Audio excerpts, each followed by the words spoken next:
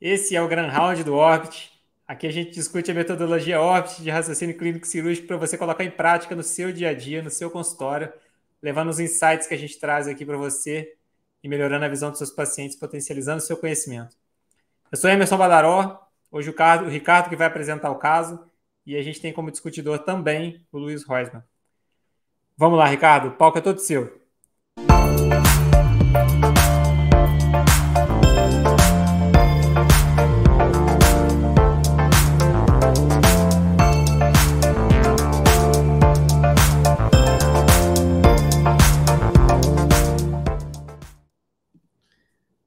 Fala, Badaró, Rosman, mais uma vez aqui, mostrando para vocês um caso do dia a dia. E, enfim, não vou alongar, é um caso relativamente tranquilo de diagnóstico, mas eu quero entender de vocês sobre como é que a gente faz. Então, um paciente, um homem, próximo aos 70 anos, chegou com uma queixa de perda de visão altitudinal abrupta. Ele não tinha dor, não tinha nenhuma outra queixa, simplesmente a visão dele, ele tinha perdido uma parte da visão, estava uma sombra. E esse é o aspecto ao fundo de olho.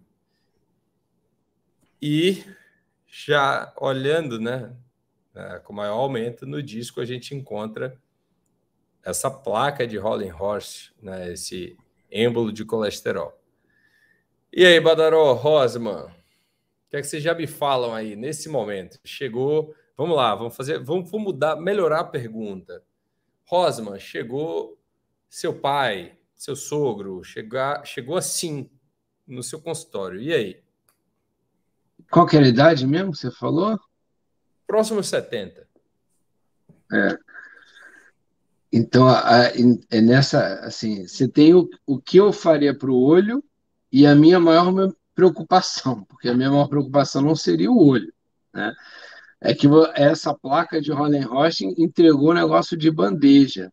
Mas se não tivesse a placa, o nível de investigação seria muito diferente, né?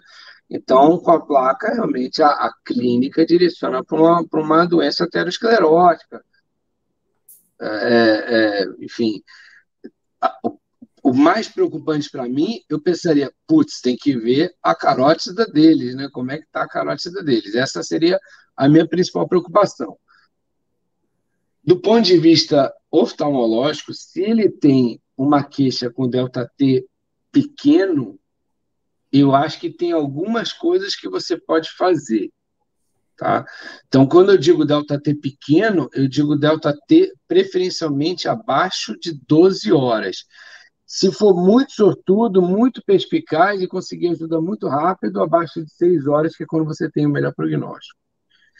E aí você tem várias formas de você tentar atuar. Isso serve para essa placa que está cometendo metade da circulação, ou se tivesse na artéria central enfim, causando uma oclusão de artéria central da retina. E aí, Você tem Badaró? bom, então tá bom. Desculpa, Rosman, pode seguir aí. Não, deixa o Badara falar, depois eu falo das possibilidades de tratamento. Não, pode terminar essa linha de raciocínio, Roy. Pode terminar.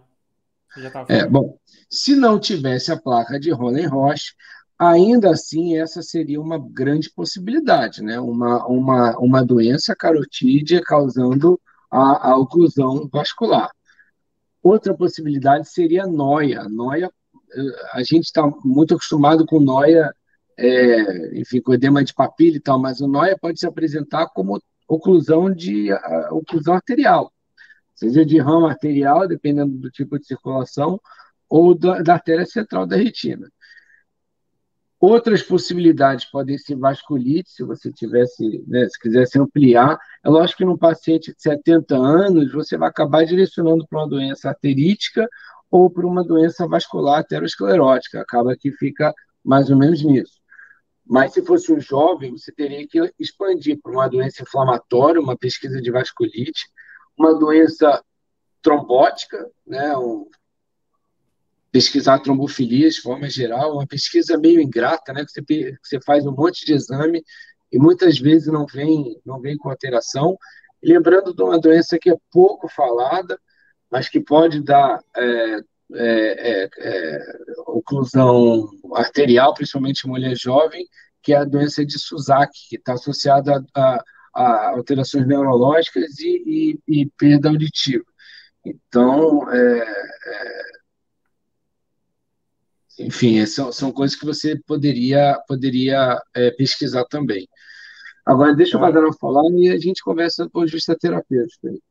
Cara, o Rosman espremeu a laranja, Badaró, que só sobrou alguns gominhos para você explorar aí, viu? Não é nada. Vou trocar o foco aqui, porque a parte de diagnóstico, acho que o Rasmus falou bastante, né? Eu vou Então, fala tentar quando falar um você pouco mais da pesquisa. questão do olho em si, desse paciente. O Esse Badaró, então, paciente, fala. Desculpa, fala quando você acha que dá para acreditar uma doença aterosclerótica e quando você acha que deve ser pesquisado, que você deve expandir a pesquisa.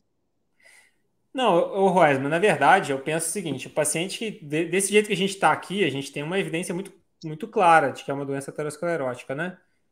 Quando não existe essa evidência clara, eu acho que a gente tem que pesquisar. E eu faria pesquisa, nesse caso desse paciente, avaliando principalmente a questão aterosclerótica, sim. Eu acho que a gente tem que começar por algum ponto. Esses pacientes, eles são pacientes que têm um risco de uma comorbidade sistêmica mais alto, então eu não abriria de cara uma investigação sistêmica muito ampla. Eu tentaria ir direto num ponto específico, que é a doença aterosclerótica, porque esse paciente ele pode estar sob risco de não só perder a visão, né, não só perder um defeito altitudinal, mas ele está sob risco de outras doenças sistêmicas também, dele ter um AVC, dele ter um infarto, enfim, ele tem um risco de outras patologias, de outras doenças também. E eu acho que a gente tem que começar a investigar por algum lugar, eu começaria por aí. Se na eventualidade de realmente não encontrar nada, que eu acho que é pouco provável num fundo de olho desses, a gente não encontrar nada relacionado à aterosclerose, aí sim eu ampliaria para outras investigações sistêmicas, como você comentou agora há pouco, super bem. Agora, uma coisa que me chama bastante atenção nesse caso aí, que é a minha curiosidade, né? É saber que ele comentou sobre defeito altitudinal. Então eu imagino que ele não tem reclamado da visão central dele. E me parece, pela foto, de que realmente a visão central dele está preservada.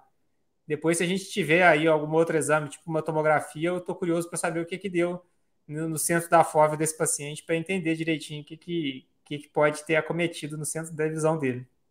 Eu Badaró, estou vendo, eu estou tentando chegar perto aqui que eu estou assistindo do celular e eu não estou vendo uma cílio-retinina, né? Aquela artéria que tá cruzando na fronteira do negócio ali, da parte branca, é um ramo, não é uma cílio-retiniana. Então, isso.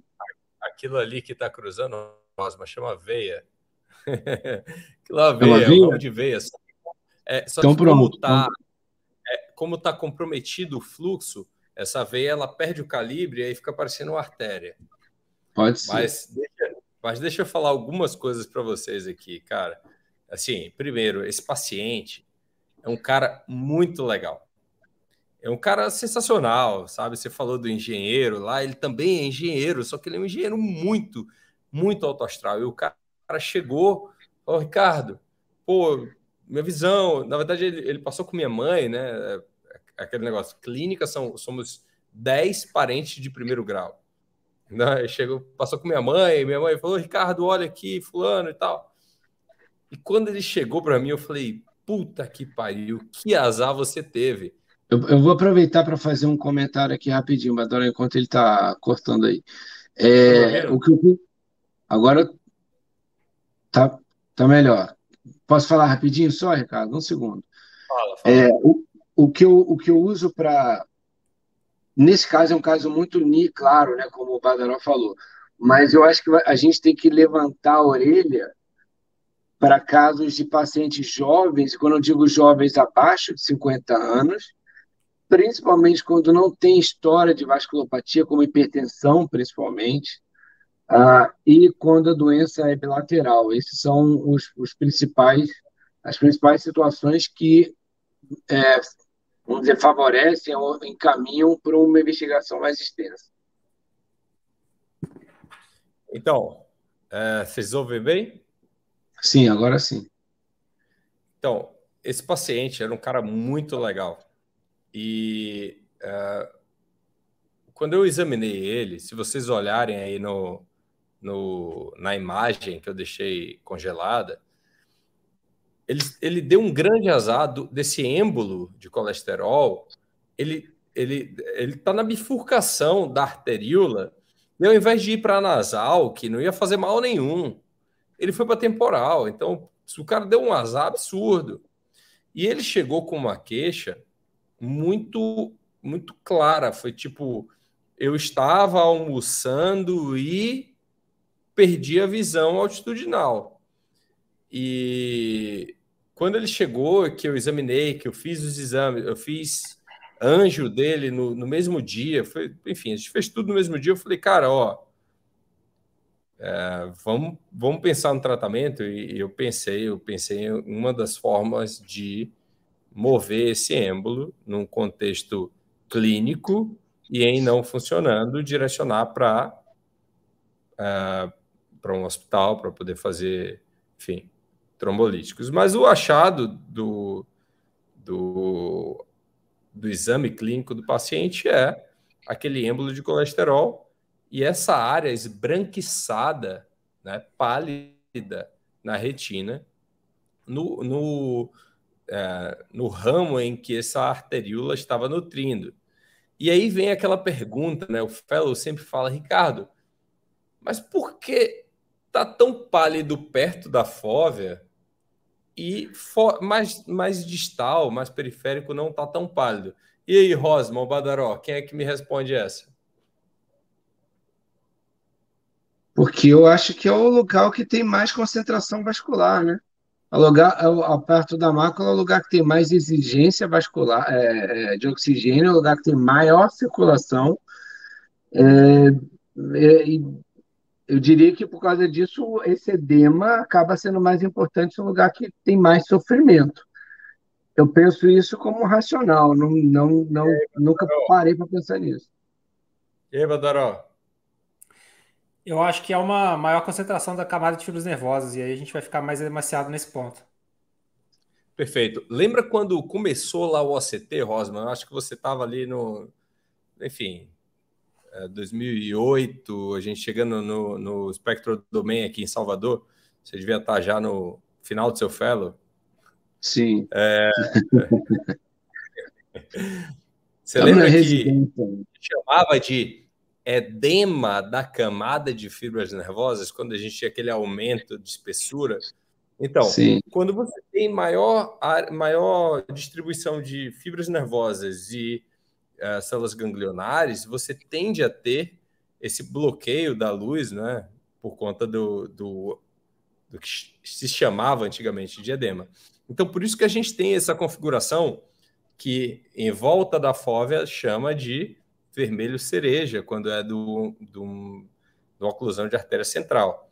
Né? Porque a fóvea não tem as camadas internas não tem da retina. Sim. Então, esse é por esse motivo. E aí, cara, eu amo AngioFlu, sabe? AngioFlu é um exame que não vai acabar nunca. O pessoal acha que vai acabar. Vocês vieram com esse negócio de OCTA, você e o do Novaes. Não, cara, AngioFlu é sensacional. E a gente olha na fase inicial da AngioFlu, né, que há uma não perfusão em todo esse tronco, que começa nas fases finais a ter um fluxo retrógrado. Né? E o que é esse fluxo retrógrado? Nada mais é do que eu tenho uma oclusão naquele ponto arterial, eu tenho sangue circulando, e esse sangue que está circulando ele vai acabar indo para a área de menor pressão. E aí, né, a fluoresceína ela está no plasma, na verdade, então ela vai formando esse aspecto que chama de carboxing, não é? Se eu não me engano,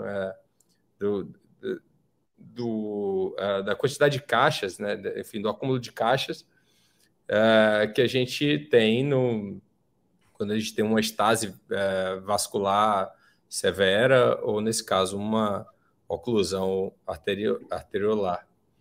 E aí vem o OCT. E aí eu paro aqui mais uma vez no OCT para voltar para aquela terminologia antiga de edema da camada de fibras nervosas.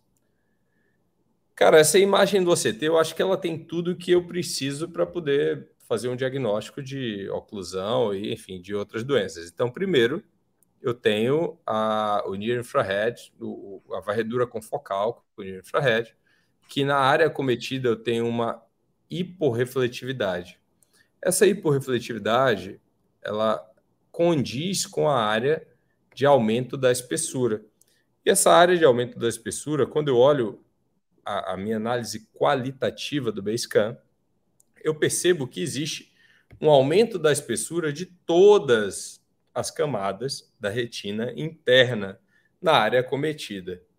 E aí, Badaró? Aliás, e aí, Rosman, você que assistiu minha aula de PAN e AMN, por que acontece essa hiperrefletividade em todas essas camadas, Rosman?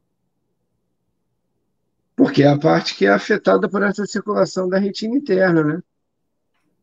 Não tem a parte da retina externa vem de baixo. O que vem de Exatamente. baixo não atinge. Não, exatamente. Então, a gente precisa entender, né? Todo mundo precisa ter claro na mente que a retina interna é nutrida pelos ramos que vêm da artéria central da retina. A retina externa, ela é nutrida pela corocapilar e aquela sopa de nutriente, oxigênio, aquela confusão. É uma bagunça, tipo Carnaval de Salvador, é uma bagunça aquele negócio da corocapilar. E aí, cara, tem aquele limite do que até onde vai, né? Que às vezes é o ovo e a galinha do retinólogo, mas nesse caso, acho que não tem o que se discutir. Você tem uma oclusão aguda de uma área específica e você tem essa grande diferença. E tá aqui a microperimetria na fase aguda. Escotoma absoluto em toda essa área e uma redução muito grande de sensibilidade na região central. E aí, Badaró, você não lembro se foi você ou o Rosman que falou da visão ser boa? Fui eu, né? Eu que ainda tô encucado aqui, porque anatomicamente ali parecia que tava boa a mácula, né? O centro da fove. Então, Agora, cara, hum, pode falar. não, eu ainda tô um pouco encucado com essa retina nasal inferior dele, sabe? Depois eu entro nesse assunto de novo, porque depois eu quero tirar uma dúvida com você, o que que você viu no exame clínico dele. Mas continue aí. Não, então, esse é o aspecto dele quando ele chegou e frente a tudo isso, engenheiro, e assim, eu tô falando do engenheiro, ele é calculista, né? Ele trabalha com a parte de cálculo estrutural, cara sensacional. Putz, viramos amigos. E eu sentei para conversar com ele. Eu falei, cara, olha, não existe literatura dizendo o que é o certo, ou o que é o melhor, mas se fosse meu pai, eu faria uma paracentese, faria medicação. Ele falou, faça comigo o que você faria com seu pai. E aí, cara, eu fiz paracentese, fiz massagem, fiz medicação para baixar a pressão, deixei ele hipotônico.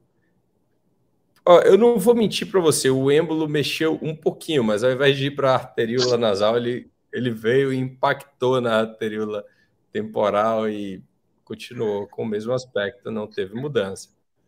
Esse era o aspecto do ACT antes, né, do ACT antes aqui à esquerda e do ACT depois. A área inferior, aqui embaixo, o edema, como se chamava antigamente, tá, pessoal? Isso não é um edema, é um aumento da espessura e da refletividade de todas as camadas da retina neurosensorial interna, levando a uma redução, ou antigamente chamado sombra, né, pela quantidade da refletividade das camadas mais externas, acabou levando a essa área aqui, na imagem da esquerda, de uma redução da espessura e desorganização estrutural de toda a retina neurosensorial, da retina interna neurosensorial inferior, que foi a área acometida. Então, esse é o aspecto de uma fase aguda de uma doença oclusiva arteriolar da retina, uma fase crônica, uma fase após essa fase aguda, que foram 4 meses de diferença, se eu não me engano, nessas imagens. E a gente está falando aqui sobre um monte de coisa, o ACT, a microperimetria, nesse caso, né, manteve essa perda de visão inferior, mas melhorou a visão central ali, viu, Badaró? Mas, cara, a gente está olhando esse caso aqui e descrevendo e discutindo sobre ele, e Rosman começou com uma linha de pensamento que é a linha de pensamento que a gente precisa ter, que é, tá, tudo bem, isso tá no olho, e o resto? Não é, Rosman? Certeza. Mais importante. Então, esse paciente ele teve 3 AVCs isquêmicos Aí. após esse período. Logo no diagnóstico, ele foi encaminhado. Na verdade, no dia que ele chegou comigo, que ele fez o tanto de exame, paracentese, blá, blá, blá, blá, ele saiu lá da clínica e ele foi para emergência. Internou na emergência, fez, sei lá, um monte de exame, um monte de coisa, e saiu. E aí a história, você vê como são as coisas, né? Ele teve uma perda de consciência, falou umas coisas meio perdidas lá dentro de casa, e aí ele teve diagnóstico de AIT, e aí depois ele teve mais 2 AVCs isquêmicos em áreas que não comprometem a capacidade laboral, nem cognitiva e tal, mas foi um paciente que eu me cuidei para mandar um relatório, encaminhar para o médico que acompanhava. Era um cara que tinha um cuidado regular com o profissional de saúde e que hoje está super bem. Eu encontro com ele pelo menos 2 vezes por ano, a gente encontra. Seja na parte social, seja na parte profissional, a gente encontra. E ele ficou com sequela do AVC ou não? Não, não ficou. Zero. Tá do mesmo Bom, jeito. é, Aliás, está mais animado do que nunca. em relação é uma coisa, acho que a gente até chegou a discutir em alguma outra situação essa. É muito difícil, né? Eu tive a oportunidade, pô, fiquei 10 anos lá, sei lá, no PS da Escola Paulista. A gente chama de chefe, né? Não é o chefe do PS, mas é o chefe do dia ali. E durante um período eu fazia 60 horas por semana. Então, eu consegui ver algumas vezes uma oclusão chegar relativamente, com delta T relativamente curto. Já tentei fazer paracentese, já tentei fazer massagem com lente de contato, né, com a lente de 3D, qualquer coisa. Já tentei fazer manitol, que são situações que você baixa, peteleco no olho para ver se você consegue, né, mobilizar aquela placa. Nada deu certo. Só não fiz câmara hiperbárica, tá? Agora, eu não. Um Roland Roche desse maravilhoso que você pegou, eu acho que numa situação assim de, vamos dizer, colaboração do paciente, as decisões têm que ser feitas rápidas, né? Então, duas outras alternativas, uma seria fazer um IAG, nunca fiz, mas é uma alternativa meio dramática que, nesse caso, eu acho que talvez eu tivesse insistido um pouquinho para fazer. Não sei meu parâmetro, para falar a verdade, porque eu nunca nem fiz, nunca nem tive essa oportunidade de pensar em fazer, tá? Mas acho que seria uma grande oportunidade. E uma segunda alternativa, que não é fácil no Brasil a gente fazer, mas que eu vi o Flávio Rezende lá no Canadá apresentando, e lá no Canadá não tem clínica privada, é um grande SUSão, então é um hospital para uma cidade inteira, mais os municípios ao redor. Então todo mundo drena para aquele lugar. E eles têm uma liberdade de ação, de movimentação, que a gente não costuma ter no Brasil, ainda que esteja numa clínica privada. Que ele colocou o cara na sala, fez a vitrectomia, e rasgou a artéria para sair para sair o êmbolo, para sair a placa, tá? É uma coisa que você tem um shot, porque na medida que a artéria abre, acabou. Vai ser aquele sangramento absurdo de artéria, tá? Então você não vai ver mais nada, esquece, você tem uma chance. E quando você optar pelo IAG, que também pode estourar a artéria, ou pela cirurgia, ele fez com uma coisa de de esclerotomia de 20. Antigamente a gente usava, né? Antigamente, quando fazia 20, a gente usava aquele esclerótomo, que é uma faquinha. Ele enfiou aquele negócio lá embaixo e rasgou a artéria. Tá? Lembrar sempre de fazer o IAG. Ou, se você tivesse a oportunidade de fazer com a faquinha, de rasgar após o êmbolo. Porque, na medida que você vai abrir aquele espaço, a tendência do êmbolo é andar e sair pelo buraco que você fizer. Então, se por acaso você rasgar antes, vai sangrar e você não vai tirar a placa do lugar. Ou se rasgar em cima, né? Então, tem que ser após, na direção do êmbolo, né? Nesse sentido, porque aí você vai abrir aquele caminho para o êmbolo sair.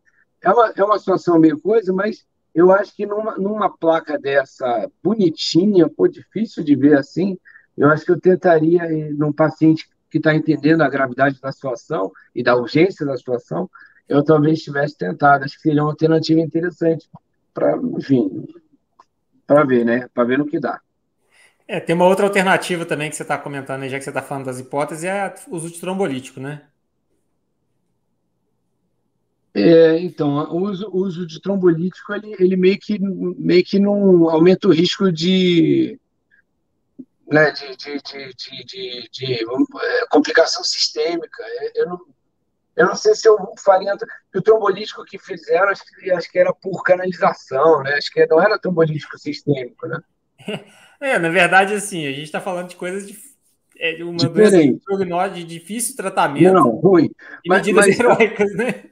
entre levar o cara para a sala de Cara, hemodinâmica e, Eu não sei se. ou encostar a cabeça no IAG, eu encostava a cabeça no IAG, entendeu?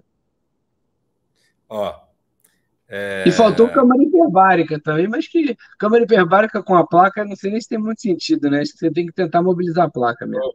ô, Rosma, se você conseguir me falar onde eu vou conseguir uma câmera hiperbárica aqui em Salvador para eu Não, fazer a não, esquece, esquece, placa, esquece. do Rio Mas você não sabe falar. Mas tá assim, difícil. esse caso é um dos casos que a gente vai ter no nosso dia a dia, que vão ser. São casos desafiadores, né? Apesar do diagnóstico ser simples, né? Enfim, para a cabeça de vocês dois é fácil fazer o diagnóstico. Acho que pedir o diagnóstico num caso como esse é ridículo para vocês. Mas é um caso que a gente tem um grande desafio, que é fazer indicar um tratamento, um pronto tratamento, orientando que aquele tratamento talvez não traga a expectativa de resultado que o paciente tem e que a gente quer, né? Eu acho que a maior dificuldade nos casos de oclusão de ramo arterial ou de oclusão de artéria central é a gente entender a nossa fragilidade de não ter evidência científica suficiente para indicar para aquela pessoa o melhor. Quando o Rosman fala para mim que ele considera estourar uma arteríola com laser como Com certeza. uma situação aceitável, eu paro tudo, reseto a minha cabeça, entendo que não existe o que a gente tomar decisão, porque Rosman tá mandando eu estourar a arteríola do cara. Velho, Rosman, estoura a arteríola. E aí? É isso? Não tem outra Não é coisa. história arteríola. É estoura Não, Rosman, arteríola com uma chance. Com uma aí, chance. mas o que eu Você quero não pode falar é o seguinte: estourar várias vezes, você pode estourar uma vez só. é uma situação em que a gente vai ter uma medida heróica, né? Como medida heróica, pessoal, não é que a gente é herói. É chamado quando você vai tomar uma atitude que você tem pouca evidência científica que embase aquilo, mas que pode piorar a situação ou pode ter uma melhora abrupta. Então, quando a gente pensa num caso como esse, a gente quer melhorar a qualquer custo. E aí vem as medidas heróicas, né? Eu não gosto, eu gosto de ter evidência.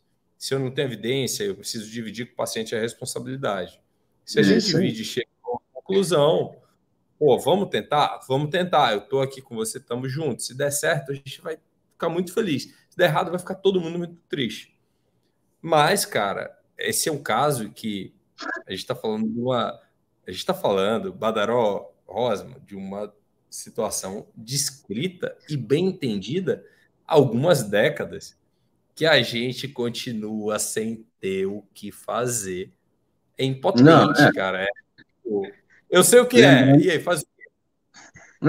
não, lembrando que você pode tentar as medidas menos heróicas. Você não precisa chegar direto em ar. Você pode tentar furar a câmara anterior, você pode tentar fazer a massagem, o peteleco. Nada disso deu certo. Isso aí você está falando um delta T de, 30 minutos no máximo. Aí não deu, você vai subindo o degrau, né? Mas eu concordo contigo, é uma coisa que você faz, assim, conversando com o cara e entendendo que você está fazendo uma. Eu me lembro uma vez, não tem nada a ver com isso, mas eu me lembro uma vez quando eu era interno ainda, eu não me lembro exatamente a situação, mas a gente ia no plantão cirurgião torácico.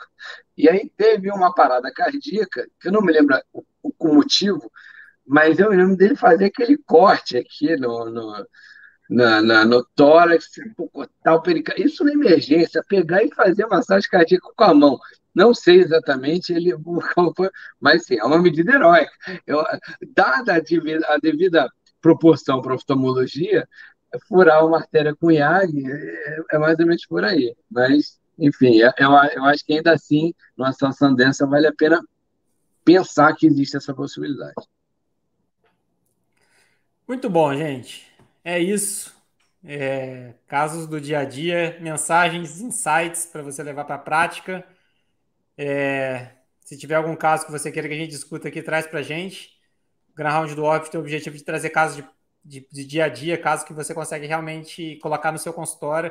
E na hora que você estiver atendendo lá, você vai lembrar do Rosman falando aqui na sua orelha, você vai lembrar do Ricardo falando aqui na sua orelha. Na hora que você estiver atendendo, você vai lembrar da gente lá, te passando as dicas e falando o que a gente faria no caso. E é isso que a gente quer trazer para você, é aumentar o seu conhecimento para que você consiga exatamente melhorar a visão dos seus pacientes. Obrigado, Rosman. Obrigado, Ricardo. A gente se vê no próximo Grand Round.